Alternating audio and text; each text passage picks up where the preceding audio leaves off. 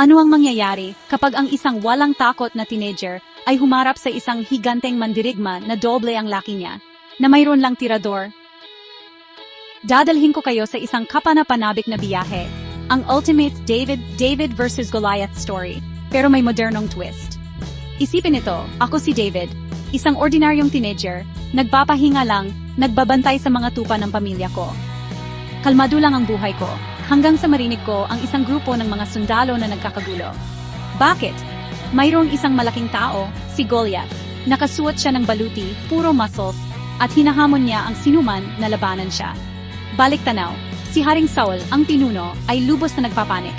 Ang mga Israelita, nawawalan sila ng pag-asa. Walang gustong lumaban.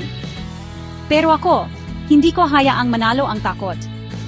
Lumapit ako kay Saul at sinabi, lalabanan ko siya. Tiningnan niya ako na parang nababaliw ako.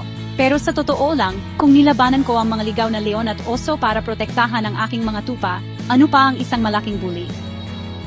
Ngayon, isipin si Goliath. Isa siyang tangke, tinatawanan ako, tinatawag akong biro, isang bata na may tirador. Malakas ang tibok ng puso ko, pero hindi ako susuko.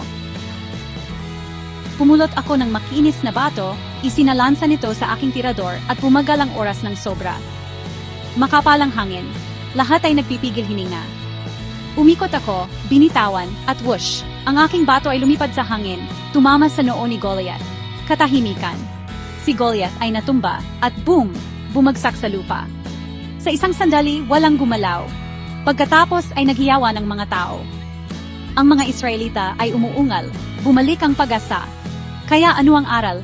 Minsan, hindi ito tungkol sa laki o baluti o magagarang armas. Ito ay tungkol sa tapang, pananampalataya at paniniwala na kaya mong manindigan, kahit laban sa pinakamalaking higante sa buhay mo. Kung nagawa ito ni David, marahil kaya mo rin.